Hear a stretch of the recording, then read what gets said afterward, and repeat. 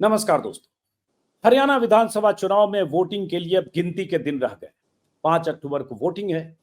3 अक्टूबर की शाम प्रचार खत्म हो जाएगा। सभी दलों के दिग्गज नेता चुनाव मैदान में उतर चुके हैं। बड़ी बड़ी सभाएं, रैलियां राहुल गांधी और प्रियंका गांधी की भी होनी है परसों से। प्रधानमंत्री मोदी की एक रैली कुरुक्षेत्र में हो चुकी है और आगे 10 दिनों तक लगातार जितनी भी रैली या जितनी भी जनसभाएं होनी है वो अगले 8-9 दिन में होनी है। अब जैसा कि मैंने कहा, गिनती के दिन बच गए, तब तमाम तरह के कयास अनुमान एक बार फिर से लगाए जा रहे हैं कि हरियाणा में किसकी सरकार बनेगी। क्या बीजेपी हैट्रिक लगाएगी या फिर कांग्रेस, जिसके बारे में ज्यादातर सर्वे में ज्यादातर पत्रकार ज्यादातर विश्लेषक मान रहे हैं कि कांग्रेस इस बार बीजेपी को सत्ता से बाहर करेगी और कांग्रेस बहुमत का आंकड़ा पार करेगी। 90 की विधानसभा में कांग्रेस 46 बहुमत के लिए 46 चाहिए, उससे कहीं आगे होगी कांग्रेस। लेकिन आज की तारीख में क्या ऐसी ही स्थिति है और यह आकलन किस आधार पर हो रहा है? हरियाणा की 90 सीटों में से किसे कितनी सीटें मिलेगी? कांग्रेस और बीजेपी की टक्कर अगर है, उसमें छोटी पार्टियां भी हैं। छोटी पार्टियां जब बोल रहा हूं, छोटे गठबंधन, जिनको सीट 1 मिले, 2 मिले, 4 मिले, 5 मिले या 0 मिले, इसके बारे में कोई अनुमान नहीं है। लेकिन वो गठबंधन में जैसे आम आदमी पार्टी अलग चुनाव लड़ रही है, लेकिन इनलो और बीएसपी का गठबंधन है, लोकदल और बीएसपी का। दूसरी तरफ आजाद समाज पार्टी और दुष्यंत चौटाला की पार्टी जेजेपी का गठबंधन है। और इन सब दो बड़ी पार्टियों के बीच, कांग्रेस और बीजेपी की दावेदारी के बीच ये गठबंधन भी है। क्या ये कुछ वोट काटेंगे, कुछ सीटें जीतेंगे, चुनाव की दिशा बदलेंगे, नतीजे बदलेंगे? इस पर भी अनुमान कयास है। और उसके बाद जो लगातार कहा जा रहा है, बहुत सारे लोग जैसा कि मैंने कहा मानकर चल रहे हैं कि हरियाणा में कांग्रेस बहुमत का आंकड़ा पार करेगी। अगर ये मानकर चल रहे हैं, इसका आधार क्या है? हरियाणा में बीजेपी की हार का आकलन क्यों किया जा रहा है? क्यों ऐसा लग रहा है कि बीजेपी पर कांग्रेस भारी है? ये सारे सवाल मैंने हरियाणा के जितने पत्रकार हैं, विश्लेषक हैं, तो बहुत सारे लोग जो सर्वे कर रहे हैं, उनके जो विश्लेषण है उनके आधार पर ये सवाल है। और इन सवालों का जवाब तलाशने के लिए हरियाणा के ही खास पत्रकार आदेश रावल, जो दिल्ली में लोकमत समाचार लोकमत समूह से जुड़े हैं, दिल्ली से रिपोर्टिंग करते हैं, उनको खास तौर से आमंत्रित किया है। और आदेश रावल का परिचय ये है, जो पहले भी मैंने बताया था कि आदेश रावल ने लोकसभा चुनाव के दौरान एकदम एग्जैक्ट प्रेडिक्शन किया था कि 240 सीटें बीजेपी को आएगी, एक टीवी चैनल की बहस में, चर्चा में, कार्यक्रम में, और वही हो गया। अभी भी आदेश रावल लगातार ट्विटर पर हरियाणा को लेकर प्रिडिक्ट कर रहे हैं। तो आदेश से मैंने मेरे ख्याल से 8-10 दिन पहले भी बात की थी। अब 10 दिन बाकी हैं, तो एक बार फिर से आदेश को मैंने आमंत्रित किया है। तो आदेश रावल, मेरा सबसे पहला सवाल यह है, किसे कितनी सीटें, उस पर हम आगे आएंगे। किस किस इलाके में, किस बेल्ट में, अहिरवाल में क्या होगा, देसवाल में क्या होगा, जी रोड के इलाके में क्या होगा, हर बेल्ट की अलग तासीर है, उस पर भी आगे आएंगे। लेकिन मेरे शो में ऊपर टॉप एंड है, हरियाणा में बीजेपी की हार का आकलन क्यों? क्योंकि ज्यादातर लोग ये आकलन कर रहे हैं, जिसमें आप भी शामिल हैं। वैसे मैं भी हरियाणा के 4 जिलों में घूम कर आया हूं, अभी कल से फिर जा रहा हूं। लेकिन ये सवाल आपसे पहला, आदेश रावल, कि बीजेपी की हार क्यों हो रही है? देखिए अजीत बीजेपी जी, की हार का आकलन क्यों है हरियाणा में? नहीं, इसकी इसकी बड़ी साफ सी वजह है कि एक तो 10 साल सरकार बीजेपी की रही और बीजेपी ने लोकसभा चुनाव से पहले अपने सीएम को चेंज कर दिया। वो इस बात का सबूत है कि हाँ, आप ये मानते थे कि हमारे मुख्यमंत्री के खिलाफ एंटी इनकम्बेंसी है और उनके चेहरे के साथ हम लोकसभा चुनाव में नहीं जा सकते। दूसरा, बीजेपी जो जो 10 साल राज कर गई, वो हरियाणा के स्वभाव के विपरीत था। बेसिकली केंद्र में मोदी जी की सरकार थी, जो जहां हिंदू मुस्लिम पोलराइजेशन था, और हरियाणा में सरकार थी मनोहर लाल खट्टर की, जहां जाट गैर जाट का पोलराइजेशन था। और हर चीज की अजीत जी एक एक्सपायरी डेट होती है। जनता को हमेशा नया चाहिए होता है। 10 साल आपने ये कर लिया, अब जब ये बीत गया तो अब आपके पास कुछ नया नहीं है बताने के लिए। और आप देखिए कुरुक्षेत्र की रैली में मनोहर लाल जी गायब थे और आप नायब सिंह सैनी के आगे करके आप अपनी वोट मांग रहे थे। यानी आप ये बता रहे हैं, आप ये मान रहे हैं खुद से कि मनोहर लाल खट्टर जो 9.5 साल मुख्यमंत्री रहे, उनके चेहरे पे हम वोट नहीं मांगेंगे। हमारे जो नए मुख्यमंत्री हैं नायब सिंह सैनी, जिनका कार्यकाल 6 महीने भी नहीं हुआ है, वो हमारे नेता है आज, इसलिए आप हमें वोट दे दीजिए। तो ये एक कलेक्टिव, मैं कहूंगा कि इसकी चीजें हैं, कलेक्टिव इसके मायने हैं कि इतने सारी कारण हैं जिसको आप इकट्ठा करेंगे तो आप खुद समझ जाएंगे कि इसका कारण क्या है। लेकिन मैंने एक बात पहले भी कही है, अब फिर कह रहा हूं कि 10 साल राज करने के बाद जो बीजेपी की स्थिति होनी चाहिए थी, जितनी खराब होनी चाहिए थी उतनी खराब नहीं है, उसमें थोड़ा सुधार आया जी। खास तौर पे मैंने आपके लास्ट शो में ये कहा था कि बीजेपी का जो नंबर है वो बहुत बड़ा खराब रहेगा, क्योंकि जब 10 साल कांग्रेस पार्टी ने राज किया, भूपेंद्र सिंह हुड्डा मुख्यमंत्री थे और 2014 में वो सत्ता से बाहर गए तो उनकी 15 सीटें आई थी। तो मुझे उम्मीद थी कि 15 के आसपास कहीं ना कहीं बीजेपी रहेगी, +-3। लेकिन बीजेपी उतना खराब नहीं कर रही है, और इसकी सबसे बड़ी वजह ये है कि बीजेपी आखिर तक लड़ती है और वो हार नहीं मानती है। तो हरियाणा में भी वो यही कर रही है कि सीट वाइज वो लगे हुए हैं, और खास तौर पर जब अमित शाह की रैलियां होती हैं उसके बाद वो जो बैकडोर मीटिंग्स करते हैं उसमें वो अपने कार्यकर्ता को मोटिवेट कर देते हैं। और कांग्रेस पार्टी के पास जब अशोक तंवर अध्यक्ष बने थे, 2012 या 13 की बात है, उस वक्त से लेके आज तक यानी 12-13 साल से संगठन नहीं है कांग्रेस के पास। ब्लॉक अध्यक्ष नहीं है, जिला अध्यक्ष नहीं है, तो जो किसी भी संगठन की रीढ़ की हड्डी होती है वो कांग्रेस में लैग करता है। अशोक तंवर 2019 तक अध्यक्ष रहे, उसके बाद कुमारी शैलजा रही, अब 2 साल से उदयभान है, लेकिन कांग्रेस पार्टी अपना संगठन नहीं तैयार कर पाई या बना नहीं पाई या बनाना नहीं चाहा, क्योंकि इसकी बड़ी वजह ये थी कि गुट जो बटे हुए कांग्रेस पार्टी के भीतर वो अपना अपना हिस्सा मांग रहे थे, और एक एक नेता ने 5-5 लोगों को प्रॉमिस किया था कि हम आपको जिला अध्यक्ष बनाएंगे। तो अगर 5 में से 1 बन जाता तो 4 आपसे नाराज हो जाते। ये इसकी बड़ी वजह थी।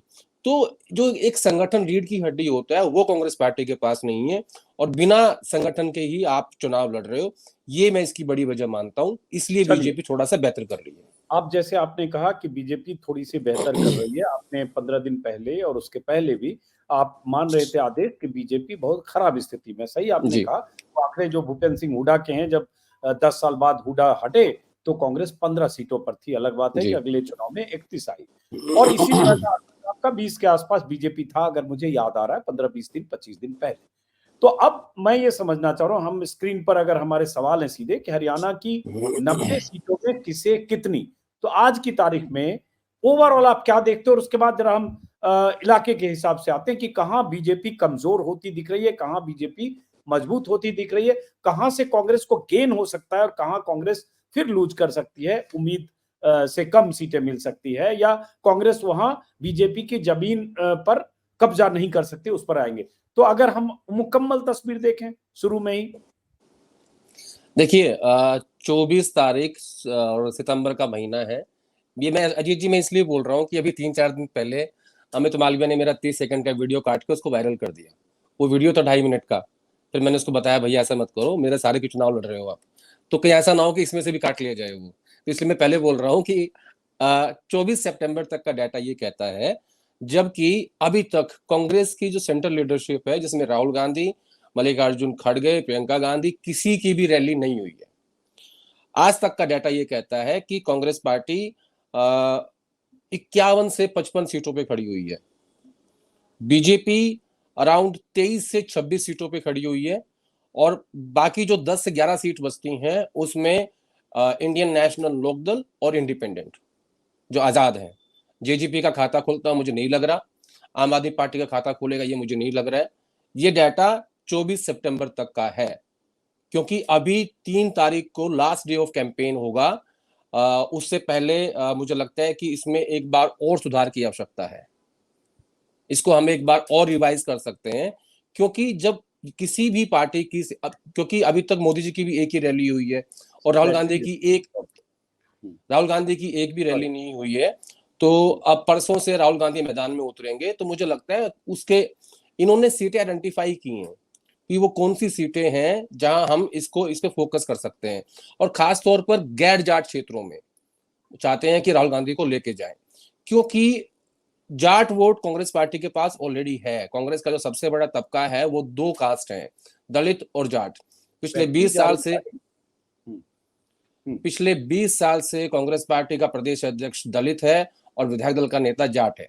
तो ये 2 ऐसी जाति हैं जो कांग्रेस पार्टी के पास स्ट्रॉन्ग है, इसलिए गैर जाट इलाकों में राहुल गांधी को ले जाना चाहते हैं ताकि ये टैली 55 से ऊपर जा सके। और जैसा मैंने कहा कि 3 तारीख क्योंकि लास्ट डे ऑफ कैंपेन होगा, तो उससे पहले एक बार हम इसको फिर से रिवाइज कर लेंगे। लेकिन आज की तारीख में 24 सितंबर तक 51 से 55 कांग्रेस, 23 से 26 बीजेपी और 10 से 11 सीटों में इंडियन नेशनल लोकदल और निर्दलीय उम्मीदवार सब इसमें आ जाएंगे। अब मैं जो आपने डेटा बताया उसी डेटा पर मैं उसी डेटा को अगर उसका विश्लेषण करें कि आप कह रहे हो आज की तारीख में 24 तारीख को 51 से 55 सीटें आप बता रहे हो कांग्रेस और 23 से 26 आप बता रहे हो बीजेपी, तो 46 सीटें चाहिए बहुमत के लिए। उस हिसाब से देखें तो बहुमत से 6, 8, 9, 10 सीटें कांग्रेस को आज की तारीख में ज्यादा देख रहे हो। अब काउंटर सवाल है कि परसों से राहुल गांधी का कैंपेन शुरू होगा। शैलजा नाराज थी 10-12 दिनों से, शैलजा भी परसों से कैंपेन में दिखेंगी, चाहे लिमिटेड सीट पर जाएं, अपने समर्थकों की सीट पर जाएं, असद से शुरू कर रही हैं। तो इससे ये सीट बढ़ेगी या मोदी, अमित शाह और बीजेपी भी पूरी ताकत झोंकेंगे अगले 9 दिन में, उससे फिर सीट कांग्रेस की घटेगी? अजीत जी, क्या है, चुनाव सेटल होता है आखिरी हफ्ते में।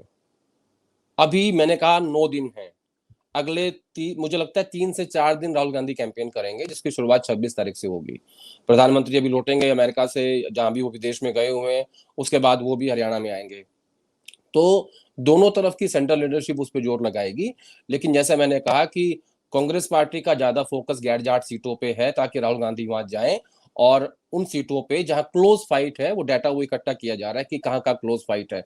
ऐसी बहुत सारी सीटें हैं जहां क्योंकि 90 सीटें सेटल नहीं हुई है। मैं आपको इतना कह सकता हूं कि लगभग 57-58 सीटों का चुनाव सेटल हो चुका है, जो जिसको बदलना थोड़ा मुश्किल लगता है मुझे। लेकिन जो बाकी बची सीटें हैं, जिनके ऊपर सर्वेज भी हो रहे हैं, जिनके ऊपर काम भी किया जा रहा है, सेंट्रल लीडर्स उनको भेजा जा रहा है। अब सपोज करिए कि कहीं डिमांड सचिन पायलट की है, तो उनको वहां भेजा जाएगा। वहां हो सकता है 10 गांव गुर्जर कम्युनिटी के हो, तो वो उनके हिसाब से वोट कर दें। ऐसे ही जहां ज्यादा जाट वोट बैंक है, वहां भूपेंद्र सिंह हुड्डा जाएंगे। तो इस तरीके का एक वॉर रूम तैयार किया गया है, जिसमें डिमांड आती है कैंडिडेट्स की कि भैया हमें इस लीडर को हमारे यहाँ पे भेज दीजिए और इस तारीख को हम उनका कार्यक्रम चाहते हैं।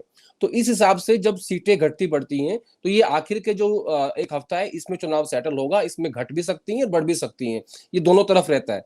डिपेंड करता है कि क्योंकि क्या होता है जी कि चुनाव में एक छोटा सा बयान आपकी पूरी मेहनत को खराब कर देता है।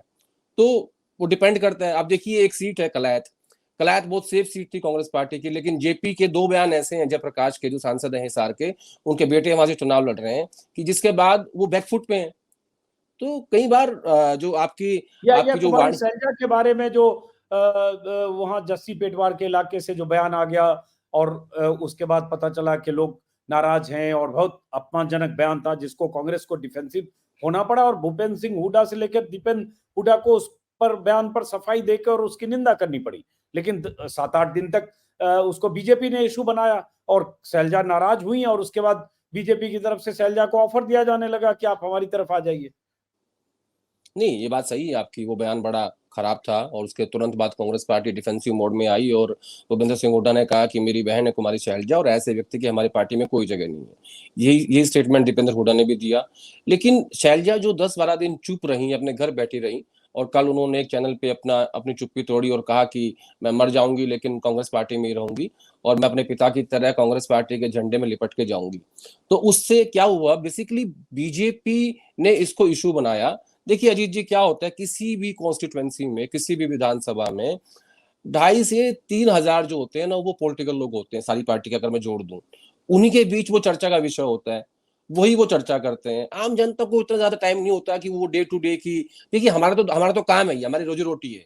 तो ऐसे ही उन 2,500 से 3,000 लोगों की रोजी रोटी, जो कार्यकर्ता हैं डिफरेंट डिफरेंट पार्टीज के, तो बीजेपी ने उस इश्यू को क्रिएट किया। उनको ये लगा, क्योंकि बीजेपी इस बात को जानती है कि कांग्रेस पार्टी का सबसे स्ट्रॉन्ग वोट बैंक दलित है। उसके 2 उदाहरण है। सबसे पहला है कि राहुल गांधी ने जो लोकसभा चुनाव में संविधान का मुद्दा उठाया, वो एक ऐसा इशू था जिसके जिसके जिसके कारण उत्तर प्रदेश में जो रिजल्ट रहा कि मायावती से वोट छिटका और इंडिया अलायंस को पड़ा, और कांग्रेस पार्टी को जहां 1 सीट की उम्मीद नहीं थी, वहां उनको 6 सीट मिली और अखिलेश यादव अपने आप में एक राजा बन के बैठ गए, जिसको ओबीसी का वोट भी पड़ा, जिसको दलित का वोट भी पड़ा।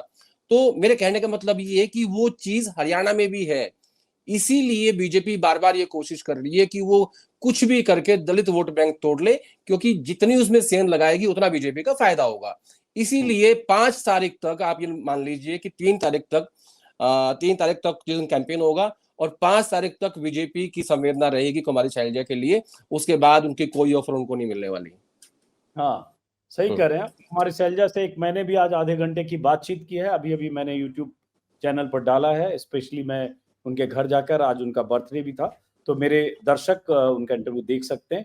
अब सवाल ये उठता है जो आपने कहा कि मान लो एक 23 से 26 के बीच कांग्रेस, माफ करिए बीजेपी, तो आपकी बातों से अगर मैं इन्फ्लुएंस ड्रॉ करूं तो एक बात तो साफ है ना कि 23 से 26 जो अभी दिख रही है, कुछ भी जोर लगा ले, कुछ भी कर ले बीजेपी, तो अगले 8 दिन के प्रचार में जो 3 तारीख की शाम तक प्रचार खत्म हो जाएगा, 5 तारीख को चुनाव है, ये 8 से 10 दिन में ऐसा तो है नहीं कि 26 से 46 हो जाएगी, क्योंकि बहुमत के लिए 46 चाहिए। तो ये क्लियर है ना फिर आदेश की बीजेपी सत्ता से बाहर जा रही है, कांग्रेस सरकार बनाने की दिशा में। बीजेपी सत्ता में नहीं आएगी, कांग्रेस पार्टी का पूर्ण बहुमत आएगा। जो हमने नंबर दिया वो ऊपर नीचे हो सकता है, हम इंसान है, भगवान नहीं है। और मेरा साफ साफ ये मानना है जी, जो मैंने डे वन ये बात कह दी थी और ये सोच समझ के कहा था, जमीन की नब्ज को भाप के कहा था कि कांग्रेस पार्टी की पूर्ण बहुमत की सरकार बनेगी। अब 46 पे भी वही सरकार बनेगी, 50 पे भी वही बनेगी, 55 पे भी वही बनेगी, 60 पे भी वही बनेगी।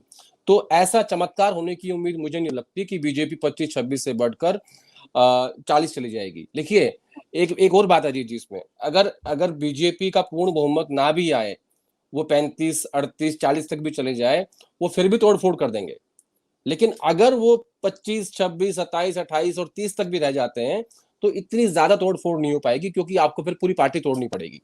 तो इस बात का भी ख्याल रखा है, इस चीज में रखा जाएगा। लेकिन मेरा ऐसा मानना है कि बीजेपी अमूल चूल चमत्कार करके कोई ऐसा मतलब बिल्कुल ही चमत्कार हो जाएगा, मुझे ऐसा नहीं लगता।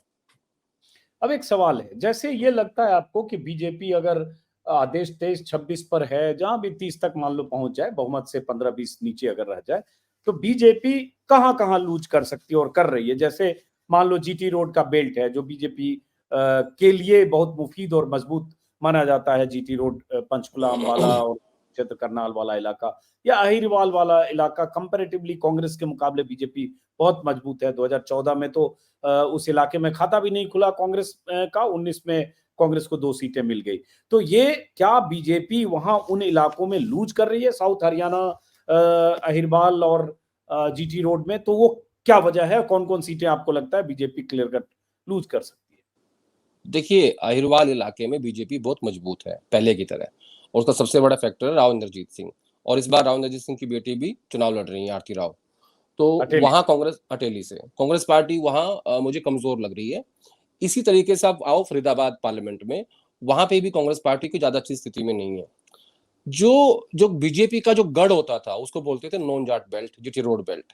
यानी आप समालका से शुरू कीजिए और पानीपत होते हुए करनाल, कुरुक्षेत्र, यमुनानगर, अंबाला, पंचकुला, कालका तक जाइए।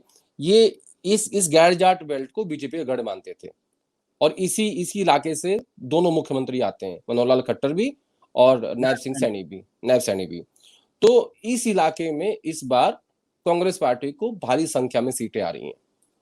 तो ये गढ़ है। दूसरा क्या है, जो भूपेंद्र सिंह हुड्डा का गढ़ है अपना, वो जिसमें रोहतक, झज्जर, सोनीपत ये शामिल है। लेकिन इसमें थोड़ी सी दिक्कत है, मुझे लगता है कि सोनीपत में 2-3 सीटें कांग्रेस पार्टी हार सकती है, वहां बड़ी कांटे की टक्कर है। तो यहाँ थोड़ा सा गिरावट है। तो आप देखिए, जब राहुल गांधी भारत जोड़ो यात्रा कर रहे थे अजीत जी, उसको कहां से निकाला गया था? उसको उत्तर प्रदेश के कैराना से पानीपत लाया गया और पानीपत से सीधा अंबाला, यानी उसको भी गैर जाट इलाके से निकाला गया था। और ये एक सोची समझी रणनीति थी कांग्रेस पार्टी की कि हम इस इलाके से इनको निकालेंगे, ताकि वो जो एक गैप है, वो जाट गैर जाट का जो झगड़ा हुआ था, या जिसको जो भी कह लें, वो बहुत मतलब ऐसा था कि वो बहुत असाधारण बात थी। हरियाणा में कभी मैंने ऐसा देखा नहीं था।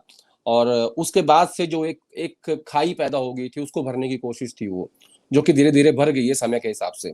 तो राहुल गांधी की यात्रा वहां से निकली। अब उसी इलाके में कांग्रेस पार्टी को बहुत अच्छी सीटें आ रही हैं और बीजेपी को उस इलाके में भारी नुकसान हो रहा है। अहिरवाल बेल्ट में बीजेपी अच्छा कर रही है, फरीदाबाद पार्लियामेंट में बीजेपी अच्छा कर रही है, सोनीपत में कांग्रेस पार्टी को 2-3 सीटों का नुकसान होगा। और मुझे लगता है हिसार और सिरसा में अभय सिंह चौटाला, उनके बेटे दोनों अच्छा कर रहे हैं, और रानिया में डबवाली अतुल। रानिया में, और आदित्य चौटाला अच्छा कर रहे हैं डबवाली में। जेजेपी का खाता नहीं खुल रहा, आम आदमी पार्टी का खाता नहीं खुल रहा। तो ऐसे अगर सीट वाइज जाएंगे तो मुझे इस पर डाटा लेकर बैठना पड़ेगा, लेकिन जो मोटा मोटा जो मुझे अभी तक याद आ रहा है वो ये है कि इन इलाकों में कांग्रेस पार्टी मजबूत है और इनमें कमजोर है, जो मैंने आपको बताया। तो उस सिचुएशन में जैसे देखो, बीजेपी तो चाहेगी कि जाट वर्सेस नॉन जाट हो और वो कांग्रेस के लिए नुकसानदेह हो, क्योंकि बीजेपी को भी इस बात का अंदाजा है कि जो जाट बेल्ट है, रोहतक, और जो आपने जिक्र भी किया, मान लो सिरसा या हिसार या वो इलाके जहां जाट 40%, 30%, 35%, 50% तक है, जुलाना जैसी जगह पर, या रोहतक की भी कुछ विधानसभा सीटों में।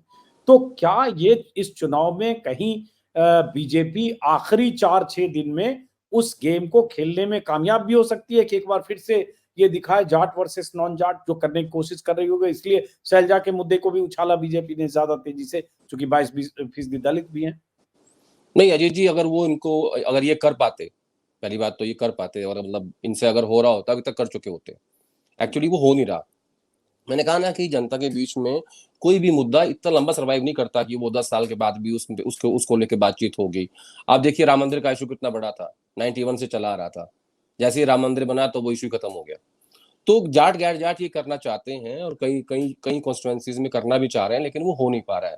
दरअसल हो क्या गया है, लोकसभा चुनाव की तरह विधानसभा चुनाव भी अब सीट वाइज हो रहा है।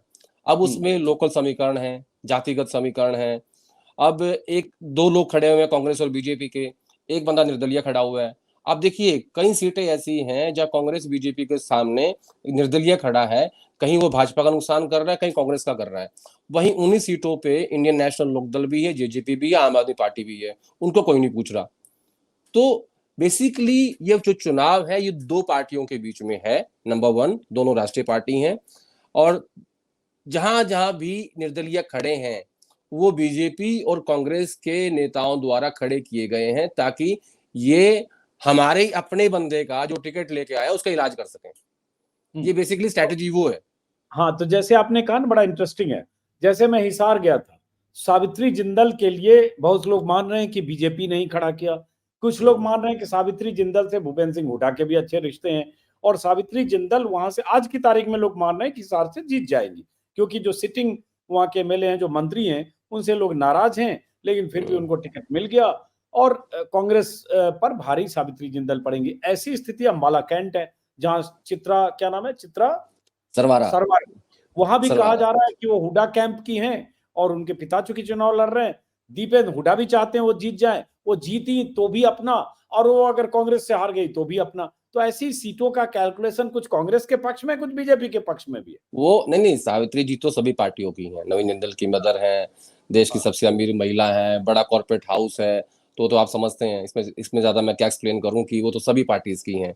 उनके तो सब सब जगह स्वागत है। कमाल की बात तो ये है कि हिसार में सुभाष चंद्रा भी उनके लिए वोट मांग रहे हैं। बिल्कुल। ये है सबसे कमाल की और बात। सुभाष चंद्रा हिसार में उनके लिए वोट मांग रहे हैं, जबकि वो जो गुप्ता जी हैं, मंत्री जी, उन्होंने उनसे वोट के लिए कुछ अपील की थी तो नाराजगी कमल जताई। अभी पता चला कमल भव्य कमल बिश्नोई के गुप्ता। खिलाफ कांग्रेस कैंडिडेट के लिए भी सुभाष जी वोट मांगने गए और एक आदमपुर में। एक एक वक्त देखिए कि भव्य के लिए वोट मांग रहे हैं। एक वक्त ऐसा था कि जब वो राज्यसभा गए, बीजेपी ने मदद करी, और कांग्रेस पार्टी के नेताओं के पास जो पेन में शाही थी वो खराब हो गई, सही खराब हो गई, सही बात। अचानक खराब हो गई। तो बीजेपी और शाही की मदद से जो आदमी राज्यसभा गए, आज वो आदमी बीजेपी की खिलाफत कर रहे हैं और नवीन जिंदल की मदद की वोट मांग रहे हैं। कमल गुप्ता जब 2014 में इनको पहली बार टिकट दिया बीजेपी ने, तो वो नवीन जिंदल ने ही दिलवाया था, वो उन्हीं के कैंडिडेट थे। तो राजनीति में अजीत जी परिस्थितियां बदलती हैं, समय के हिसाब से चलती है, कोई दुश्मन नहीं है, कोई दोस्त नहीं है, जिसको जो सूट करता है वो चल रहा है। लेकिन जो मैंने आपको कहा कि निर्दलीय जो है ना, वो अपने अपने हिसाब से कई कई कैंडिडेट ऐसे हैं जो मजबूत हैं जमीन पे, पार्टी उनको टिकट नहीं दे पाई। तो जो नेता होता है बड़ा, जैसे भूपेंद्र हुड्डा है या मनोहर लाल खट्टर हैं, ये क्या करते हैं कि उसका भविष्य खराब ना हो तो उसको निर्दलीय खड़ा कर देते हैं। तो उससे क्या होगा, जिसको पार्टी ने टिकट दिया है वो हार जाएगा, और उसका क्लेम उस सीट से छूट जाएगा, और आपका बंदा जिंदा रहेगा पॉलिटिक्स में। नुकसान पार्टी का हो रहा है और पार्टी को पता है नुकसान हो रहा है। मैं आपको उदाहरण देता हूं। अंबाला सीट पे चित्रा के फादर खड़े हैं निर्मल सिंह, हम्म। उनके सामने दो कैंडिडेट खड़े हुए, हिम्मत सिंह और एक मल्होर साहब हैं वो। उनको अशोक गहलोत और अजय माकन ने फोन किया कि आप पार्टी के सच्चे सिपाही हो, सरकार बन रही है, आपको एडजस्ट करेंगे, ये करेंगे, वो करेंगे, सब कुछ हुआ। ठीक है जी, वो मान गए, उन्होंने अपना कैंडिडेट विड्रॉल कर लिया। 7 वाली सीट पे निर्मल सिंह की बेटी खड़ी है इंडिपेंडेंट, उनको कोई चित्रा विड्रॉल नहीं करा पाया, उनको कोई विड्रॉ नहीं करा पाया। ये तो आप इसका मतलब नहीं, कराना उसमें नहीं एक चाहते। दिलचस्प बात किसी ने बताई कि दीपेंद्र हुड्डा अंबाला गए प्रचार के हम्म। लिए अपने कांग्रेस कैंडिडेट के लिए, और अंबाला कैंट नहीं गए। इसमें बिटवीन द लाइंस है कुछ। हाँ, तो लाइंस बिटवीन द लाइंस ये है कि अंबाला कैंट से जो कैंडिडेट जिसको टिकट दिया है वो कुमारी शैलजा का आदमी है।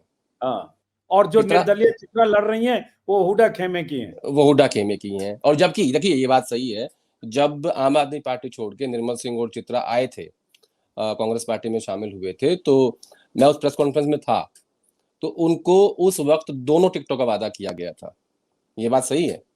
लेकिन क्योंकि कई बार पॉलिसी के डिसीजन होते हैं पार्टी के अंदर, वो डिसीजन ऐसा हुआ कि वो टिकट नहीं दे पाए। लेकिन कायदे से निर्मल सिंह को कैंट लड़ना चाहिए था और चित्रा को सिटी लड़नी चाहिए थी, उनकी बेटी एमएलए बन जाती, लेकिन उन्होंने उल्टा किया, ये मेरे समझ नहीं आया। और जिस जिस आदमी को टिकट दिया है अम्बाला कैंट से, उसका मैंने नाम ही पहली बार सुना है। भाई इसका मतलब तो ये है कि सब चाहते हैं कि बाबा जीत जाए, अनिल विज। तो अभी राजनीति में अंबाला कैंट से भी क्या खबर है? बहुत लोग कह रहे हैं चित्रा सरवारा बहुत मजबूत फाइट दे रही है, क्योंकि अंदर से कांग्रेसी भी बहुत मदद कर रहे हैं उनकी। आखिर में सारे कांग्रेसी उन्हीं के साथ तो हैं। आखिर में अनिल विज जी जो है वो निकाल लेंगे सीट, निकाल लेंगे, ये आपका हाँ। आकलन है। सिरसा के बारे में कोई जानकारी है? गोपाल कांडा वर्सेस गोकुल सेतिया का। वो सीट अजीत जी, ये एकमात्र सीट है हरियाणा की जो बहुत ज्यादा बिकाऊ सीट हो गई है। वहां हर वोट साला बिकाऊ है। मतलब वहां इतना गोपाल कांडा ने ऐसी आदत डाल दी लोगों को कि वहां बिना पैसे के कोई चुनाव ही नहीं लड़ सकता। मेरी जानकारी ये कहती है, आप देखिए, आईएनएलडी ने समर्थन दिया अभय सिंह चौटाला ने गोपाल कांडा को, ठीक है। बीजेपी ने कैंडिडेट की घोषणा कर दी और उसके बाद उनको विड्रॉ कहा कर कि लिया। आप नहीं विड्रॉ कर लिया। अभय ने कहा कि अरे बीजेपी तो आपके समर्थन में आ गई, मैं अपना विड्रॉ करता हूं। बोला नहीं नहीं नहीं नहीं नहीं, मेरा उनसे कुछ नहीं है, बीजेपी से आप मेरे साथ रहिए। हैं सब साथ, दिखा रहे हैं बस कि नहीं, जनता इतनी मूर्ख नहीं है, उनको पता है कि बीजेपी ने जो विड्रॉ किया है। अच्छा, किसी को ये नहीं पता बीजेपी में कि इन्होंने किसके कहने पे विड्रॉ किया है। हर आदमी कह रहा है मुझे पता ही नहीं है। और जबकि गोपाल कांडा भी ऐसे उम्मीदवार हैं जैसे सावित्री जिंदल हैं, वो भी सबके हैं। हाँ भाई, आखिर सबके में में 2009 में हुड्डा की सरकार में मंत्री थे, 19 में हाँ, उन्होंने बीजेपी का साथ दिया, तो सबके हैं। सही बात है, जिनके पास दौलत है, पैसा है, सबके हैं। वो सबके कल हैं। को हुड्डा को जरूरत होगी हुड्डा के साथ जाएंगे, बीजेपी की जरूरत होगी बीजेपी के साथ जाएंगे। और सिरसा उनको में 2 दिन होके आया हूँ, तो उनका महल किला और उनका जलवा देख के आया हूँ, और ये भी मैं सुन के आया हूँ कि एक एक वोट की कीमत वहां 5-5 हजार भी लग जाती है। तो मेरा अंदाजा ठीक था, मतलब एक एक वोट की। तो एक तो तो सिरसा हो गया। हाँ, उसके बाद और ऐसी जो कुछ सीट, जैसे मान लो इसकी बात, अभय चौटाला के बारे में क्या आकलन है आपका अब तक? अभय चौटाला जीत जाएंगे, कांग्रेस पार्टी ने काफी मदद की है उनकी। श्रुति चौधरी, तोशाम? देखिए, श्रुति चौधरी के सामने उन्हीं के भाई लड़ रहे हैं, लेकिन आदित्य चौधरी, आदित्य चौधरी, अनिरुद्ध चौधरी। माफ करिए, दरअसल अनुज हाँ, करिए। दरअसल क्या है जी, बंसीलाल की जो चौधरी की पगड़ी थी ना, वो श्रुति ने पहनी थी। बड़े घरों में लड़कियां पगड़ी पहन लेती हैं और वहां का जो जाट है वो उससे एसोसिएट करता है। तो मुझे नहीं लगता, हालांकि जाट वोट इस बार कांग्रेस पार्टी के साथ है, लेकिन इस सीट पे मुझे नहीं लगता कि वो कांग्रेस पार्टी को जाएगा। श्रुति वहां काफी मजबूत स्थिति में है। कायदे से जाना चाहिए वो अनिरुद्ध चौधरी के साथ, क्योंकि वो कांग्रेस पार्टी की टिकट पे हैं, और गैर जाट जाना चाहिए श्रुति के साथ। लेकिन ये सीट एकमात्र सीट ऐसी है जो पूरे जातिगत समीकरण को तोड़ देगी। अच्छा, और कैप्टन अभिमन्यु वाली सीट नारनौद, उसके बारे में कोई जानकारी है? वो भी एक हॉट सीट थी, जहां शैलजा हाँ, राजा को दिलाना चाहती शैलजा थी, और जस्सी को मिल गया, जस्सी पेटवाड़ को। शैलजा जी के व्यक्ति जो हैं डॉक्टर अजय चौधरी, मुझे लगता है अगर उनको टिकट मिलती तो इतनी मजबूत फाइट इस सीट पे नहीं हो पाती। जस्सी पेटवाड़ जो है ये काफी लंबे समय से वहां काम कर रहे हैं और ये काफी मजबूत कैंडिडेट हैं। बेसिकली ये जाट कैंडिडेट हैं और कैप्टन साहब भी जाट है, जबकि कैप्टन साहब चाहते थे उनको बरवाड़ा से टिकट मिले। तो वहां मुझे लगता है बड़ी क्लोज फाइट है वो, और इंटरेस्टिंग चुनाव है काफी इस सीट का। लाडवा जहां से नायब सिंह सैनी चुनाव लड़ रहे हैं, क्योंकि वो लड़ना तो करनाल से चाहते थे, लाडवा भेजा गया, सिटिंग सीट जब कांग्रेस की है। जब जब मनोहर लाल खट्टर ने सीएम पद से इस्तीफा दिया और बाई इलेक्शन हुआ, नायब सिंह सैनी वहां से लड़े, तो वहां के जो पंजाबी की जो वोटर है वो काफी है, 70,000 के आसपास है, वो चाहे ज्यादा ही होगा। तो उन्होंने उनको कहा था मनोहर लाल जी को कि ये आप क्या कर रहे हो, तो उन्होंने कहा कि मैं सिर्फ बाई इलेक्शन यहाँ से लड़वाऊंगा, उसके बाद इनको शिफ्ट कर देंगे। तो वो पहले ही तय हो गया था। दूसरा, अगर आप देखेंगे इनकी सीट है नारायणगढ़, नायब सिंह सैनी की, वहां जहां से पवन सैनी जो बीजेपी से पिछली बार लड़े थे, हाँ अच्छे हाँ खासे वोट पाए, उनको एडजस्ट किया गया नारायणगढ़। एडजस्ट किया गया है, जबकि नारायणगढ़ इनको खुद लड़ना चाहिए था। लेकिन किसी ने मुझे ये बताया कि इनके जो पहला पुश्तैनी गांव है वो शायद लाडवा में है, इसलिए इनकी इच्छा ये हुई कि मैं वहां शिफ्ट हो जाऊं अपने पुराने पुश्तैनी सीट पे। नहीं, और उनकी इच्छा नहीं हुई, लोग कह रहे हैं उनको शिफ्ट कर दिया गया। मुझे लगता है जब उनको, क्योंकि वो चीफ मिनिस्टर हैं, जब उनको ये ऑफर दिया होगा नहीं आपको शिफ्ट होना है, तो उन्होंने अपनी इच्छा जाहिर की होगी और तब लाडवा सिलेक्ट किया होगा, ऐसा मुझे लगता है। हो सकता है, हाँ। हम्म। अच्छा, और इसके अलावा जैसे मान लो भव्य बिश्नोई की सीट का क्या है? देखिए, आदमपुर सीट भजनलाल परिवार की विरासत की सीट है, और वहां जिसको टिकट दिया कांग्रेस पार्टी ने वो एक फॉर्मर ब्यूरोक्रेट है, और जिस हिसाब से सुभाष चंद्रा और ये सब लगे हुए हैं। दरअसल क्या है अजीत जी, 10 साल का, और खासतौर पर बगावत जो मैंने पहली बार बीजेपी में देखी है, वो मुझे ये लगता है कि ये 240 का इम्पैक्ट है। क्योंकि मैं इसलिए कह रहा हूँ ये बात कि मैंने पिछले इन 10 सालों में मोदी जी के राज में किसी राज्य में ऐसी बगावत नहीं देखी कि जहाँ टिकटों को लेके इतना कलेश शुरू हो गया हो, लोग इतना खुली बगावत कर दें, धमकियां दें, और ये कहें कि आप हमें टिकट मत दो, हम तो कांग्रेस से ले आएंगे। ऐसा मैंने कभी नहीं सुना। मैं पहली बार सेंट्रल लीडरशिप को कमजोर देख रहा हूँ, और उस कमजोरी के कारण ही सुभाष चंद्रा जैसे लोग जो 10 साल तक जिन्होंने सत्ता की मलाई खाई, वो उसकी खिलाफत कर रहे हैं, और ऐसे बहुत सारे लोग हरियाणा में। तो बीजेपी की जो सबसे बड़ी कमजोरी है ना, वो है आपसी, जितना जितना कांग्रेस पार्टी में आपको दिखाई दे रहा है कि इनमें आपसी फूट है और जो ये लड़ रहे हैं आपस में, उससे कहीं ज्यादा मेरे हिसाब से तो दिखाई नहीं दे रही है आपको, जमीन पे बहुत ज्यादा फूट है। और सबसे बड़ी प्रॉब्लम बीजेपी की यही है, उसकी हार की वजह यही है कि जो जो इतनी कम सीटें आ रही हैं, कि उनमें आपसी फूट बहुत ज्यादा है, और जमीन पे 10 साल में नेता पैदा हो गए, हर व्यक्ति की इच्छा होगी है कि उसको भी एमएलए बनना है, उसको भी एमपी बनना है, उसको भी मंत्री बनना है। तो वो जो सत्ता का झगड़ा है ना, वो सबसे बड़ा कारण है बीजेपी के भीतर। और सबसे इससे बड़ा कारण है 240 आना। 303 के बीजेपी में किसी की हिम्मत नहीं थी कोई चू भी कर दे। अगर काले कुत्ते को टिकट देते ना, वो भी चुनाव लड़ता, कोई बोल नहीं पाता। एक और चीज मुझे लगी, जितना मैं घूमा, मैं रोहतक रहा 2 दिन, मैं जींद रहा 2 बार, मतलब देखें तो 3-4 दिन, उचाना, जुलाना, और सिरसा हिसार के कुछ इलाकों में गया, कुरुक्षेत्र के कुछ इलाकों में गया, कल से फिर मैं लगातार 9 दिन हूँ। मुझे लगा कि बहुत सारे ऐसे लोग, अलग अलग मुद्दे, चाहे बेरोजगारी हो, चाहे किसान के मुद्दे पर हो, चाहे प्रॉपर्टी आईडी एक बहुत बड़ा मुद्दा है, जो गांव में, देहात में, पार्क में, मतलब अमीर गरीब हर आदमी प्रॉपर्टी आईडी का जिक्र करता मिला, बहुत गुस्से में। तो वो, और प्लस बहुत सारे लोगों के पास बहुत ज्यादा तर्क नहीं है, तो कहते हैं एक बार पलटना चाहते हैं। जैसे बहुत सारी महिलाएं मिल गई, वो कह रहे 10 साल हो गया, अब एक बार पलटना चाहते हैं, बहुत हो गया, पलट के देखेंगे, जो सरकार आएगी वो नहीं ठीक करेगी, उसको भी पलट देंगे। तो ये जो चीजें देखी बहुत, उससे मुझे लगता है, जैसे पहले भी चुनाव में क्या कहा जा रहा था, यूपी में जिस ढंग से 43 सीटें इंडिया गठबंधन जीता, कि ये विपक्ष से ज्यादा जनता चुनाव लड़ रही है। अभी भी मुझे लगता है यहां तो शैलजा, भूपेंद्र सिंह हुड्डा भले आपस में खटपट चल रही हो, लेकिन जनता बहुत जो नाराज है, उनकी नाराजगी की वजह बहुत सारी हैं। जनता ने भी बीड़ा उठाया कि एक बार पलट के देखते हैं, मतलब लार्जर जो जो बीजेपी की रवानगी की पक्षधर जो जनता, में उसकी बात कर रहा हूँ। क्या मानते हो आप? मैं आपकी बात से पूर्णतः सहमत हूँ। और प्रॉपर्टी आईडी के साथ साथ ना एक और समस्या है। प्रॉपर्टी आईडी समस्या है बड़े लोगों की, जिनके पास जमीन है, जायदाद है, प्लॉट है ना। लेकिन नहीं, फैमिली फैमिली आईडी, आईडी, एक हाँ फैमिली आईडी। मैं उस पे आ रहा हूँ, मैं उसी पे आ रहा हूँ। आप एक ये जो छोटा सा एग्जांपल देता हूँ, हाँ, लाडवा में, मेरे वीडियो में, लाडवा में जब मैं मार्केट में ऐसे कैंडिड सर्वे कर रहा था, एक घड़ी बनाने वाला गरीब आदमी, छोटा सा 2x2 का इतना खोमचा लगा के सड़क के किनारे फुटपाथ पर बैठा है, दर्जी, वो बोला कि दोनों से बातें ऑन रिकॉर्ड, वो बोला कि हमारी इनकम पहले 1,80,000 कर दी, फिर 3 लाख कर दी, मेरी जो सुविधा थी सब बंद हो गई, पता नहीं 3 लाख कहाँ से। आप ये देखिए यहाँ तो 5-7 हजार कहाँ से मेरी आमदनी हो। मैं उसी पे आ रहा था। प्रॉपर्टी आईडी तो ठीक है, समस्या बड़े लोगों की है। फैमिली आईडी जो है ना, इसने बड़ा नुकसान किया बीजेपी का। मैं आपको उदाहरण देता हूँ।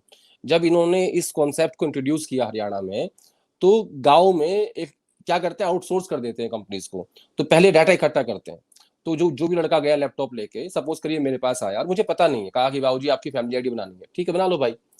तो बोला क्या चाहिए उसमें, तो डिटेल ले ली आपकी सारी जो आपके आधार में है। फिर वो आपसे पूछते थे कि आपकी इनकम कितनी है। अब उसका मकसद क्या है मुझे नहीं पता फैमिली आईडी का। मैंने कहा मेरी इनकम 2 लाख रुपए है, मैंने डाल दी 2 लाख, 2.5 लाख, 3 लाख। अगर किसी को मकसद ही नहीं पता तो वो इनकम बताते हुए परवाह नहीं करता, और उनकी कोई परमानेंट इनकम तो होती नहीं है। तो जिसकी 2 लाख, 2.5 लाख, 3 लाख इनकम गई, उसका नाम उन तमाम सुविधाओं से काट दिया गया जिसमें आपको अनाज, चावल, दाल जो भी फ्री मिलता है। या पेंशन की कोई स्कीम है, या पेंशन, आयुष्मान भारत, सारी स्कीम से प्रधानमंत्री आवास योजना, सरकारी योजना जो गरीब लोगों के लिए, बीपीएल के लिए, उससे बाहर हो गया। वो सब उससे बाहर हो गए, और किसी को इस बात का नहीं पता था कि इस आईडी का मकसद ये है। तो सरकार ने चुपके से उनका डाटा लिया। इनकम जिनकी 2 लाख नहीं थी, जिसने लिखवा भी दी, क्योंकि गांव के गरीब लोग हैं, समझ इतनी है नहीं ना, वो जानते हैं कि इसका मतलब क्या है, और ना उनके पास कैलकुलेटिव इनकम है। क्योंकि इनकम तो वो होती है ना जो आपको पता हो कि मेरे महीने में इतनी आएगी। जो आदमी सरकारी पेंशन पे जी रहा है, जिसको ये पता है कि मेरी 2,000 पेंशन महीने की आएगी, और वही उसका साधन है सब कुछ उसके जीवन जीने का, तो उसने बहुत गरीब लोगों को सरकारी सुविधाओं से अलग कर दिया। ये सबसे बड़ी वजह है अजीत जी। और दूसरा, ये जो प्रॉपर्टी आईडी की बात कर रहे हो ना, ये भी एक इशू है, लेकिन गरीब व्यक्ति जो बीजेपी से कटा है उसका सबसे बड़ा कारण फैमिली आईडी है। अब आखिरी सवाल कि अगर मान लो कांग्रेस की सरकार बनती है, चूंकि आप कह रहे हो बहुत सारे विश्लेषक, बहुत सारे पत्रकार हरियाणा में जिन सबसे बात की, ज्यादातर की यही राय है, ज्यादातर की मैं बोल रहा हूं, तो क्या अभी जैसे लगता है कि हुडा के सबसे अधिक लोगों को टिकट मिला, 90 में 70 से ज्यादा भूपेंद्र सिंह हुडा या दीपेंद्र सिंह हुडा के आदमी हैं, तो स्वाभाविक दावेदार वही हैं, वही बनेंगे अगर सरकार बनी। क्या इसमें कोई 2005 जैसी स्थिति भी हो सकती है कि भजनलाल दावेदार थे, स्वाभाविक दावेदार, और उसके अचानक हुडा आ गए, ऐसी कोई स्थिति आ सकती है? या भूपेंद्र सिंह हुडा चाहें कि मेरे बेटे को सत्ता ट्रांसफर हो जाए, अभी वक्त है 5 साल, पता नहीं क्या होगा 5 साल बाद। मुझे लगता है भजनलाल की गलती से हुड्डा साहब ने जरूर सीखा है, और इसीलिए उन्होंने बड़ी संभल के टिकटें बांटी। भजनलाल के समय के तो सबसे बड़े लाभार्थी हुडा साहब थे। हाँ, उसी बात से उन्होंने सीखा है कि भजनलाल ने नहीं, मुझे लगता है उस इंसिडेंट से इन्होंने सीखा होगा कि भाई ये स्थिति 20 साल बाद हरियाणा की पॉलिटिक्स में पैदा हुई है, और कहीं मैं ना भजनलाल बन जाऊं। तो मुझे उसकी उम्मीद कम है कि ऐसा नहीं होगा। लेकिन मुझे अजीत जी एक बात लगती है, जो भूपेंद्र सिंह हुड्डा ने हाल के दिनों में जितने भी इंटरव्यू दिए हैं उन सब में ये कहा है कि ना मैं टायर्ड हूं ना मैं रिटायर्ड हूं।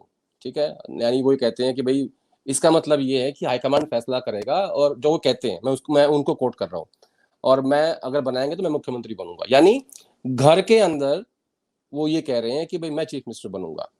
लेकिन भूपेंद्र हुड्डा को समझना बहुत मुश्किल काम है अजीत जी। वो बहुत, इसका ये भी हो सकता है ना कि अभी वो पहले अगर कह देंगे। मैं एक मिनट रुक जाइए बस, आप एक सेकंड मुझे दे दीजिए। भूपेंद्र हुड्डा अपने जब वो ताश खेलते हैं ना, अपने पत्ते जो किसी को दिखाते नहीं है, यहाँ पे लगा के रखते हैं अपने पत्तों को, कोई देख ही नहीं पाता उनको। मुझे नहीं लगता कि वो अपनी वाइफ से भी ये बात शेयर करते होंगे, आशा हुड्डा जी से, कि वो क्या करने वाले हैं। वो कुछ बोलते ही नहीं है। मतलब मैंने कई बार उनको देखा है। हाँ, वो आपको खिलाएंगे पिलाएंगे, आपको चुटकुले सुनाएंगे, पॉलिटिकल बात करेंगे, लेकिन आप कहोगे ना कि इस सीट पे क्या हो रहा है, वो कहेंगे आज मौसम बड़ा बढ़िया है भाई, बारिश होगी आज तो। वो उस तरह के आदमी है। अब जो उन्होंने इस बात को रिफ्यूज कर दिया कि परिवार के अंदर से कि मैं मुख्यमंत्री बनूंगा, तो मुझे इस बात पे बड़ा शक होता है कि जब वो आखिर में अपने पत्ते खोलेंगे ना, तो उन पत्तों में आपको दिखाई देगा कि दीपेंद्र हुड्डा है। और इसको मैं अब डिकोड कर देता हूं कि ये बात मैं क्यों बोल रहा हूं। बार बार इस बात का जिक्र होता है कि आखिर में एक मीटिंग होगी विधायक दल की, और 2 ऑब्जर्वर जाएंगे दिल्ली से, जो विधायकों से बात लें, उनकी राय लेंगे और सब उसमें उसके हिसाब से लीडरशिप तय करेगी। ये प्रोसेस है। अब अजीत जी, इसको अगर मैं डिकोड करूं कि 72 सीटों में से आप लोग ये कह रहे हो, आप ये दावा कर रहे हो कि 30 विधायक ऐसे हैं जिनकी आयु 50 साल से कम है और वो दीपेंद्र हुड्डा के लोग हैं, ठीक है, आप 30 कह रहे हो, और दो चार हुड्डा साहब के लोग भी होंगे जो ये कहेंगे नहीं नहीं दीपेंद्र हुड्डा बनना चाहिए। अगर ऑब्जर्वर्स की राय में ही उनको बहुमत मिल गया तो आप उनको कैसे रोकोगे? और भूपेंद्र हुड्डा खुद ही कह देंगे मैं राहुल जी मैं क्या करूं, मुझे विधायक पसंद नहीं कर रहे। मैं इस स्ट्रैटेजी को डिकोड कर रहा हूं अजीत जी, ये कोई खबर नहीं है, ये मेरा एनालिसिस है जो मैंने इसको नजदीक से, एक सिचुएशन ऐसा इमर्ज हाँ, एक सिचुएशन ऐसी इमर्ज हो रही है, मुझे होती हुई दिखाई दे रही है, इसलिए मैं उसकी बात कर रहा हूं। और राहुल गांधी ना बहुत डेमोक्रेटिक आदमी है, वो खुद ही कह देंगे हुड्डा जी आपके पास तो विधायक ही नहीं है, आप नहीं बन सकते। और एक बाप के लिए इससे अच्छा और क्या हो सकता है? नहीं, डेमोक्रेटिक होना और इतना भोले होना क्यों ना समझे कि घर में नहीं समझते सब है, समझते और अजीत पुत्र जी के भी विधायक तय कर लें कि हम बेटे को चुनेंगे, और राहुल जी इतने भूले हैं कि वो समझ नहीं पाएंगे कि नहीं, मैंने ये नहीं कहा, मैंने ये कहा कि एक स्क्रिप्ट है, ये मैंने डिकोड करी है। मैंने कब कहा राहुल गांधी को नहीं पता होगा? उनको पता होगा, क्यों नहीं पता होगा? क्या उनको नहीं पता कि 72 सीटें कांग्रेस पार्टी में हुड्डा साहब को मिली हैं? उनको नहीं पता कि शैलजा जी 12 दिन से नाराज हैं? पता है ना उनको। और ये क्यों दी गई है 72 सीट? तो लीडरशिप की जो आंख है वो किसकी तरफ है? हुड्डा फैमिली की तरफ। बिल्कुल। तो किसको पता होगा? भोला कोई नहीं अजीत जी, यहाँ सब मास्टर हैं। भोले तो हम लोग हैं जो बैठ के डिकोड कर रहे हैं। चलिए आदेश, तो इस बातचीत को यहाँ खत्म करते हैं, और कल से फिर मैं बाहर रहूंगा, लेकिन बीच में एक दो बार हम लोग और बात करेंगे। अगर कोई तस्वीर बदलेगी और कुछ और अगर फेरबदल सियासी समीकरण में दिखेगा, फिलहाल तमाम दर्शकों को हमारे YouTube चैनल पर आप देखते रहें, और हमारे साथी पुराने दिनों के और अभी लोकमत समाचार से जुड़े आदेश रावल हरियाणा के रहने वाले हैं, इसलिए हरियाणा की राजनीति के बारे में मैं मानता हूं हम सबसे ज्यादा समझते हैं। कांग्रेस बीट कवर करते हैं, इसलिए कुछ अंदरूनी खबरें भी होती है, तो बीच बीच में हम आदेश से बात करते रहेंगे। बहुत बहुत शुक्रिया आदेश रावल इस बातचीत में शामिल हो। Thank you. नमस्कार।